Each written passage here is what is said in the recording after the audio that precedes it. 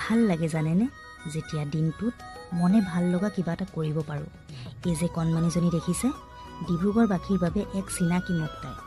দেউতাক হ'লে নাই দেই, মাকে য'তে ত'তে দিন হাজিৰা কৰি ঘৰ চলাই আছে। প্ৰায় দেখোঁ তাইক, যেতিয়া যি পাৰোঁ সহায় কৰোঁ, অৱশ্যে সামৰ্থ্য অনুযায়ী দেই। আজি আৰু নিজক ৰখাব নোৱাৰিলোঁ। তাই সদায় মোৰ অফিচৰ সন্মুখতে থাকে। তাইৰ বৃত্তিটো দেখি যেন কিবা এটা ছোৱালী হিচাপে গৌৰৱান্বিত হওঁ। বেলেগ বস্তুৰ প্ৰতি যে তাই আসক্ত নহয়, তাই যে কলমৰ প্ৰতি আসক্ত হৈছে, সেয়াই খুবেই ভাল লাগে। আৰু আমি সকলোৱে পঢ়িছোঁ সৰুতে যে তৰোৱালতকৈ কলমৰ ধাৰহে বেছি।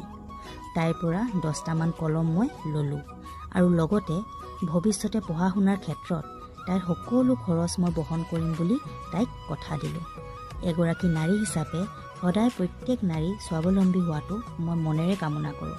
বাকী তাইক একো নকলোঁ, সেই কলমখিনি ল'লোঁ, লৈ পেলাই